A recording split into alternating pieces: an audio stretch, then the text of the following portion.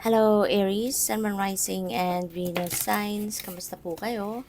Sana po ay nasa mabuti kayong kalagayan. Welcome back po sa Star Tarot. At kung bago kayo rito, welcome din po kayo. Please subscribe, like, share my videos, and leave me a comment kung nakaresonate po kayo. Thank you. So, tignan natin kung ano ang mga messages ni Aries.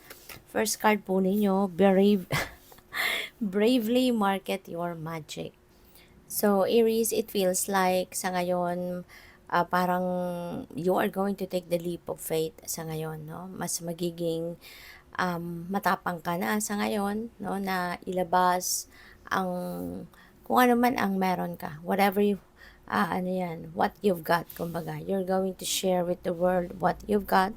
You're going to show off, no? Yung mga talents mo, skills mo, spiritual gifts mo, whatever it is na sa tingin mo makakatulong sa iba, you're going to make use of that sa ngayon. At hindi ka na mahihiya, no? Kasi kung dati nahihiya ka, kung dati you were procrastinating because you don't have that courage in yourself, no, na gawin ang bagay na gusto mong gawin, but now things are going to change, no? At ngayon, magiging matapang ka ng ilabas, no, kung ano ang kakayanan mo, ano yung meron ka para na makatulong sa iba, diba? Or maisakatuparan mo din kung ano yung gusto mong maisakatuparan, no? So, good luck sa'yo.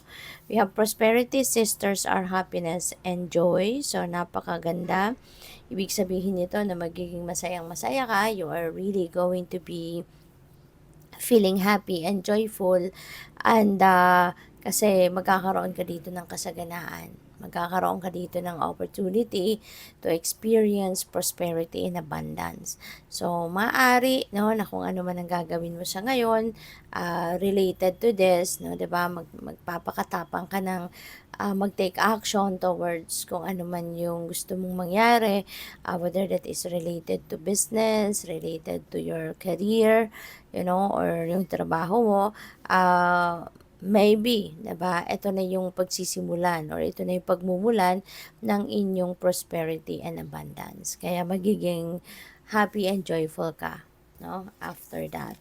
So, we have light in the unexpected.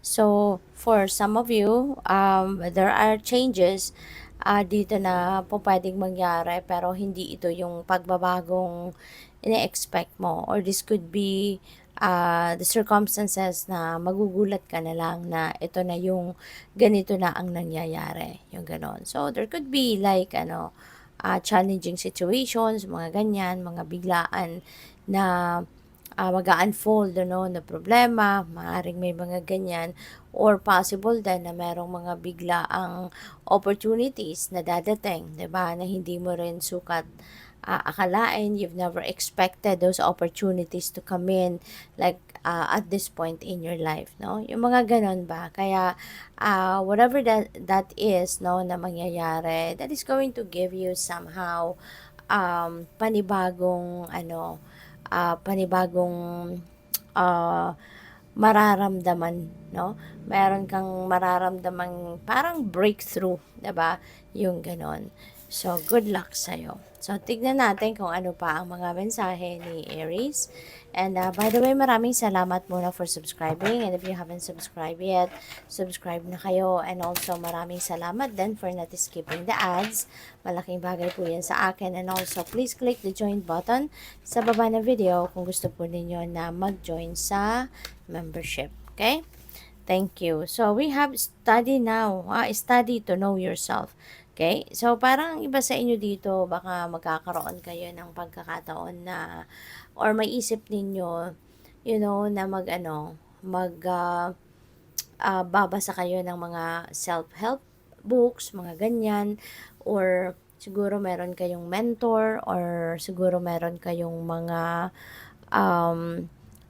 nag-a-advise din sa'yo, yung ganyan. And maybe you are picking those up, no? Yung mga parang sinasaisip din ninyo kung ano yung mga advices na binibigay sa'yo ng mga tao sa paligid mo, yung ganon. And parang ano yan, kino-consider ninyo, pinagmumuni-munihan din ninyo if you can apply that to yourself. Yung parang, kasi dito, yung bang ano, siguro meron kayong, yung parang gusto ninyong i-reinvent ang sarili ninyo.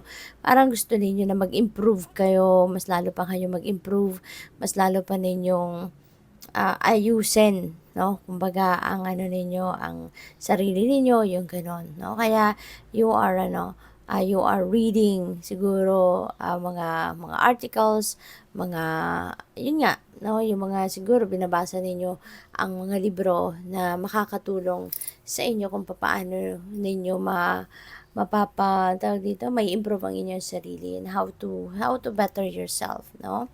So, what else? We have risk and dare. Ayan. So, this could be related to opportunities, diba? Na maaaring nandiyan dyan, dadating talaga sa inyo. And, sa ngayon siguro, maglalakas na nga kayo ng loob, diba?